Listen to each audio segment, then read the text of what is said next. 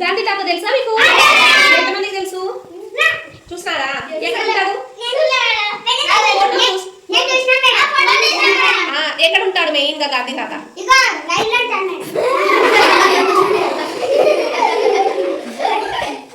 చూడలేదా ఎప్పుడు? దేని మీద ఉంటాడు? లెక్కలు డబ్బుల మీద ఉంటారు కదా. 10 రూపీస్ నోట్ కానీ, 20 రూపీస్, 50 రూపీస్ ఉన్నారా? చూసారా? ఉంటాడు కదా. గాంధీ తాత చదువుకోవడానికని విదేశాలకు వెళ్తుంటాడు. అప్పుడు ఏవైనా గొప్ప చదువులు వేరే దేశాలకు వెళ్ళి చదువుకోవాలన్నమాట. అలా వేరే దేశానికి పోతున్నాడు గాంధీ తాత. విదేశాలకు పోతుంటే వాళ్ళమ్మ ఒక మాట చెప్పిందంట ఆయనకు. ఏమని? వేరే దేశానికి పోతున్నావు కదా, నువ్వు ఎలాంటి చెడు అలవాట్లు చేసుకోనని నాకు మాట ఇవ్వు అని వాళ్ళమ్మకు మాట తీసుకుంటానంట. చెడు అలవాట్లు అంటే ఎలాంటివి? సిగరెట్ తాగడము, మందు తాగడం, ఇవన్నీ చెడు అలవాట్లు కదా. అలాంటి అలవాట్లు ఎవరైనా చేసుకున్నారనుకో మీరు కూడా చెప్పాలి, అవి మంచి అలవాట్లు కాదు, ఆరోగ్యానికి హానికరము అని. వాళ్ళ అమ్మ కూడా మాట తీసుకుంది గాంధీ తాత దగ్గర. అప్పుడు ఆయన యువకుడు కదా, అంటే చదువుకునే ఏజ్ అంటే ఎంత ఉంటది? 20 నుంచి 30 సంవత్సరాల మధ్యలో ఉంటది. కాబట్టి ఆ వయసులో వాళ్ళ అమ్మకు మాట ఇచ్చి ఆ మాట మీదే కట్టుబడి ఉంటాడు. మాటని నిలబెట్టుకుని ఆయన ఎప్పుడూ కూడా ధూమపానం కానీ మద్యపానం కానీ చేయలేదు. అలాంటి ఆయన కూడా ఒక ఆయనను చూసి, ఇంకొక గొప్ప వ్యక్తిని చూసి ఇంతలా అంటే ఒక మాట మీద అంత కట్టుబడి ఉంటారా అని ఆశ్చర్యపోతాడనమాట. ఆయన ఎవరో ఇప్పుడు తెలుసుకుందాం మనము. ఒకరోజు ఆయన బెంగాల్కి వెళ్తాడనమాట. బెంగాల్లో ఆశ్రమం ఉంటది అనమాట. ఆయనని కలవడానికని వెళ్తాడు. ఎవరు వెళ్తారు? అక్కడ ఆ వ్యక్తికి సంబంధించిన వాళ్ళు ఉంటారు కదా, ఆయన దగ్గర పనిచేసే వాళ్ళు ఏమని చెప్తారంటే, గాంధీకి మీరైనా ఆయనతో చెప్పండి, ఆయన ఎంత చెప్పినా కూడా ఈ మధ్య ఆరోగ్యాన్ని పట్టించుకోకుండా నిర్లక్ష్యం చేస్తున్నాడు. ఇప్పుడు వయసు అయిపోయింది ఆయనకు, మధ్యాహ్నం పూట కాసేపు భోంచేసిన తర్వాత కొద్దిసేపు నిద్రపోమని మీరైనా చెప్పండి అని చెప్తాడు గాంధీ తాతకు అక్కడ ఉండే వాళ్ళ అనుచరులు.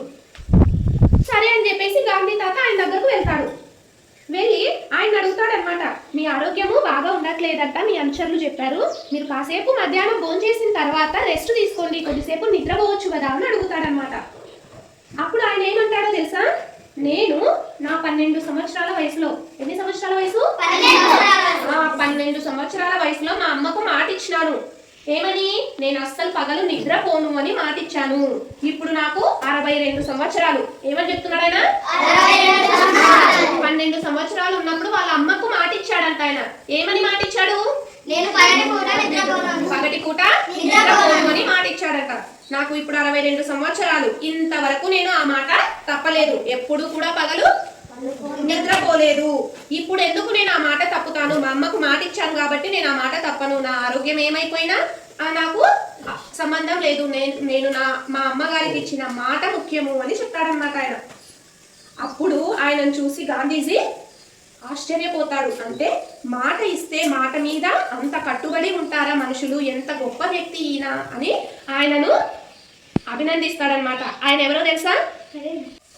12 సంవత్సరాల వయసులో మాటిచ్చి 62 సంవత్సరాలైనా కూడా వాళ్ళ అమ్మకి ఇచ్చిన మాట తప్పలేదు.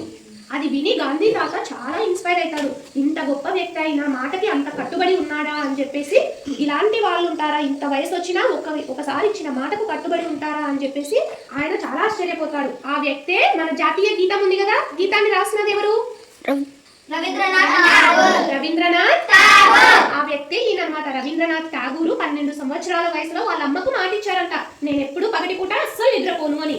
62 సంవత్సరాలు అయినా కూడా ఆ మాట మీదే కట్టుబడి ఉన్నాడు. చూడండి, మాట అంటే అంత మనం మాట ఇచ్చామంటే ఆ మాట మీద అలా నిలబడి ఉండాలి అని చెప్పడానికి నిదర్శనం ఇప్పుడు ఈ రవీంద్రనాథ్ ఠాగూర్ గారి ఈ యొక్క ఇన్సిడెంట్ అనమాట.